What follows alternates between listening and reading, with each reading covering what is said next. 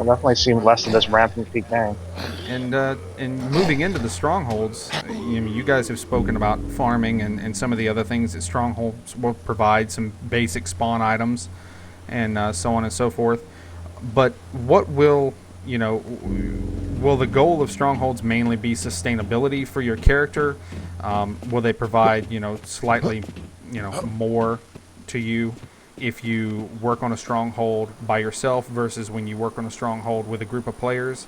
And what are some of the things that you can accomplish with strongholds that would be easier to accomplish with a group versus an individual purchasing their own stronghold? Well, the other thing is, the main thing to consider is that the world will not be bereft of zombies. Survivability is still an issue, so strength in numbers. Loot spawns won't change based on the number of people in. Oh, I found a vaccine. Won't change on the based on the number of people within the server, but the more people you have, the easier it's going to be to create and protect your little world. Grow your crops and build your barricades and what have you. Right. Oh my goodness. Man, I can't believe we've gone through so many questions. I think that is a good thing. Yeah, it is a really good thing. So we got a few smaller questions here. Some people put me up to talking about. So let me see here. I mean, you guys said that obviously these are things that I kind of thought were more nitpicky when people talked about them. I mean, gameplay to me is very important, but I can be a snob too, so I understand where sometimes where people are coming from. One of the things that you talked about the last time we were playing together was player immersion and how that's something that's very important to you. Some people have said, with things that hurting the continuity of the game, such as being in third person on this particular character. I'm not sure what you guys call him now. I think he's called Austin or the I think he's ex-military now. When I'm in third person, my guy has a long sleeve camo shirt on and bare hands. When I go into first person, he's got bare arms and gloves. Is that just some issues where you guys used assets that were previously created, or you guys use things that a standard hand model for all characters and so on and so forth? Or Campos, these are the view arms from Warring. Yeah, those are pretty much just what we used when we implemented first person for Warring. I mean, obviously we're working. We need to get more. It's just that those are a different asset than the actual. Right, and that's what I mean. I think most people don't realize. Most people have never played in mod tools and don't realize that when you're in first person, the entire character model is not rendered. You're just seeing arms that kind of disappear halfway off screen. You just don't know. Yeah, that all depends on the engine. I mean, some engines do render the entire body. thing, and if you were to switch in between a third and first person, it would be what the model is, but that's not how we do it. We have our separate third person model, and we have our floating arms that hold a gun. Hold on a second, where are we going? I don't really know. We're just kind of going down here. I was going to kind of cross over to the bridge and go into danger zone over there at the military base, but... Oh yeah, let's go to the military base. That's where my favorite note is. I found... one of our group found an M107 over there a couple days back, and it's the first time that I've ever seen a sniper rifle in general spawn in the game.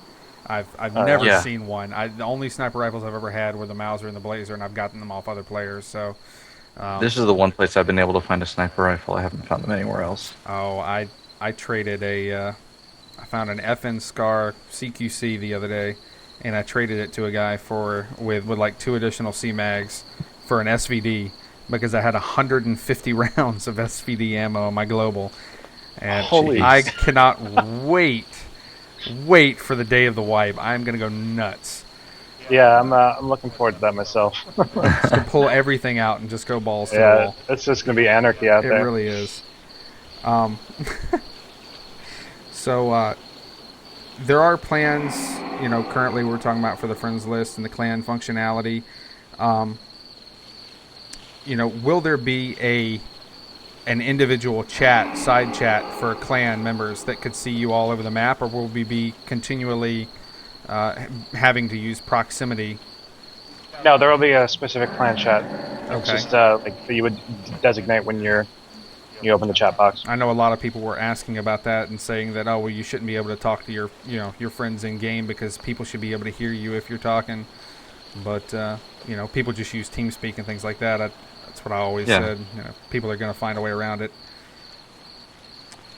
Yeah.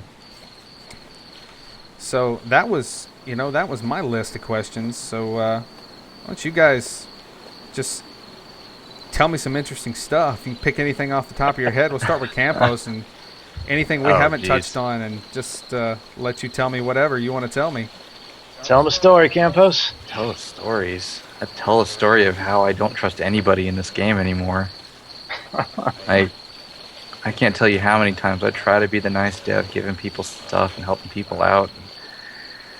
Then, when you're trying to give someone a couple bandages in exchange for some food, his 3 buddies come up and smack you over the head with a hammer. It happens all the time. And so now it's just, like a guy earlier said, my character's a bandit because we shot him. But we were just too... He was acting hostile. You saw, he was acting weird. He was behind that, and he's like, I'm friendly after we killed him. I was like, yeah, you say that now, but... I don't know. I think, I like coming on and then, hooking up with a couple of randoms and taking them around, Showing them stuff. But now it's like as soon as anyone finds out I'm a developer, they just want to shoot you. Yeah. Oh, hold on. We got proximity chat. There's a guy somewhere. Yeah, there's no telling. I got movement in the trees. No, I'm just across from us. What, across the river? You don't know how many times I've had people camping under the edge of this bridge and just come out and blow me away like trolls under the bridge. I tried doing that once. I just got bored. No, bridge troll. It was just like right after we opened up the new area, and I figured, I'll just sit down here and see who comes by and falls for it. And I honestly can't believe we haven't. I mean, the server exploded. We're at 36 people on the server right now, so it's not like we're alone. Yeah, we've only run into a few people, and those have been at a distance. Well, the one guy that was going to kill you, and we had to take care of that problem, and then the fellow we let go down the hill. Yeah, I seem like a relatively new guy, though. Yeah, he was small backpack and nothing on him. I think he just spawned there and was running to the safe zone to get gear. Yeah. But, all right, Tyler, your turn. Let's see. Oh, you know what? One thing I'm working on right now is building environment and suspense.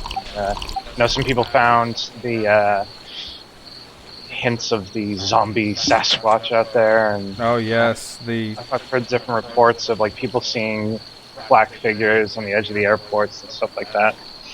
Now I haven't heard anything about that. That's interesting. Yeah, it's I saw someone actually caught a couple of dark figures, like Slender Man style.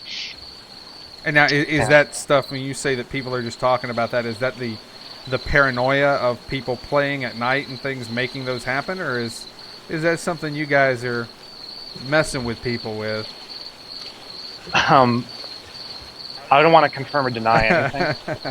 I can definitely tell you that it is a pet project of mine and something that I'm very interested in increasing, because there is nothing creepier, man, than walking through these woods at night with no one around, and then you hear some shit. Yeah, no, I am totally north of Clearview, like within one of the first 2 or 3 days of playing the game, and I was out at night, and I was alone, and that thing started screaming, and I literally half expected to turn and see something, akin to the tank from Left 4 Dead just running at me. Oh, God, yeah. I'd literally almost pissed myself. So. But how else would that moment be if you did turn around, there was something there, and just start screaming like a little girl? Oh, yeah. Some crazy psycho Yeti zombie. Yeah, I would probably run and scream. I more enjoy the idea of tension building horror. Like, I'd love... Are you familiar with the story of Slender Man? Mm-hmm. The internet phenomenon. Yes, the internet phenomenon. Yeah, I love that stuff. I like that. I like creepypasta. I like hanging out on our horror. Like, there's so many cool ideas out there that really enhance the tension of surviving in this world without at the same time becoming too supernatural and just weird. Like, That's the best thing about you guys being in a fairly small development team. I know from a few of the other interviews that you guys have done that you say you're working anywhere from 15 to 20 people at a given time, which is very small for a game of this scope. yep. But it probably provides you guys with a lot of creative freedom individually, where you can come up with ideas and do nifty little things within the world that you've created. Yeah, it certainly does.